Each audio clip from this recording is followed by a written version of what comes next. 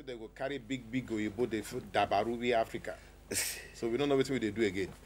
Anyway, this is still City Lace, and we have Dede Mabiaku here, you know, my very good friend, my brother, you know, and the adopted son of Fela.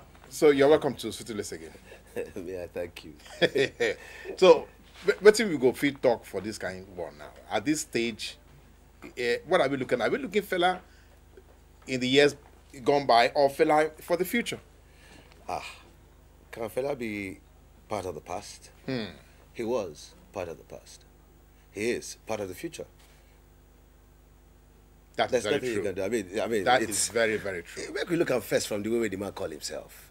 A change in name entirely. Yes. Same Bimbo Akintola, he who has death in his pockets. Yes. He who will never die. Yes. How many years after? He's right. The first African ever to be represented in the height of theaterdom in the world. On Broadway. It's Fela Anikulapo-Kuti. And that production right now is one of the most regarded productions they've ever had on Broadway. So he's right. He's the future. Now, some young Nigerians are probably a little bit unaware of the power of the lyrics that Fela actually put out there before, you know, he passed on. How can you put that on the street? I would say they are doctrines from the master. Fela not be like every other normal person. When you look at issues of Fela, people just look at Fela as music. No, Fela transcends music. Far, a whole way down. Fela is about the true, to me, I see the things he's gone through from my own analysis. The torture, the torment, the pain, the beating, the strain, the degradation he went through. I see all those with him coming out of it the way he came out as a true portrayal of the real strength of the African. One who stands there and needs to stand there and tell the truth. All the time. All the time, no matter whose ox is God. Because now truth, now they kill us, they go. Corruption now because of lack of truth. Failure of the system and lack of truth. Lack of sincerity.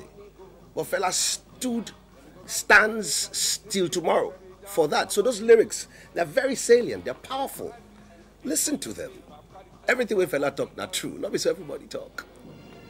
So him, to us, we're supposed to look at him not like you and me, you know, because he transcended the physical a long time ago.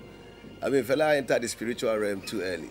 Yeah, that's so, that's the truth. No underground music here now. We'll just talk about Fela, no underground music. But seriously, now the entire world, you know, now celebrates Fela. You know, we have Japanese trying to, you know, recreate his music. We have Americans trying to recreate his music. Alicia Keys and co. Everybody coming up with some kind of, you know, versions of Fela's, you know, great numbers. So you think his music can also be, you know, shared to all these hip hop people? No, but wait a minute. Let's take it back a little. When Paul McCartney came to Nigeria many years ago, when he came to the shrine, he snuck into the shrine. He snuck a recorder in. They catch him, they take the recorder. They take it's been recorded for shrine. But some boys detected in the catch him. Well, they took it.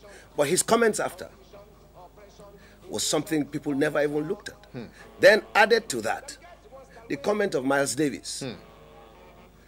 He said he has just heard the music of the next millennium. Of all sounds that you've heard all over the world, Fela happens to be the last master to have created a genre of music, which has been studied in many schools all over the world now. So in truth, we shouldn't be talking of Fela as Fela the musician. Sure. Yeah.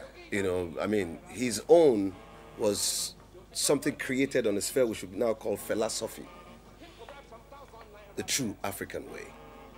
Philosophy, the true African way. But, you know, there are some people associated with Fela. Most many people don't think they are actually authentic Fela, you know, followers, if you know what I mean.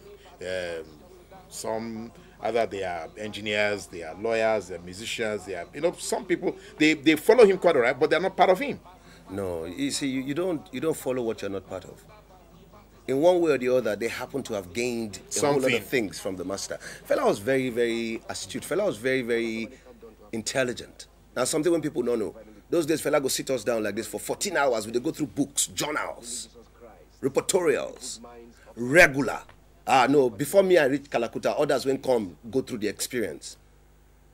Yeah, I mean, you can ask them, let me Duro Ikuje or even the Okuchime when you forget to talk that one. And you know, Fela in those days was going to universities and giving lectures. So definitely now somebody when don't stand there for the people. He never did all these things for his own personal aggrandizement. No, never. No. Everything for the people. So Fela not be normal person. Fela not Richard. Not be just surface being, you know. Let's be frank with ourselves. All right, Dede. I know that if you're going to stay here with Dede talking about Fela, we're going to be talking here for the next 1 year because that's such a whole story. Thank you very much. Pleasure. Let's take on somebody else. Still talking about Fela and talking about, what did we call it now? Philosophy. Yes, philosophy. But let's take some music from Dede himself, and then we will now take on our next guests, okay?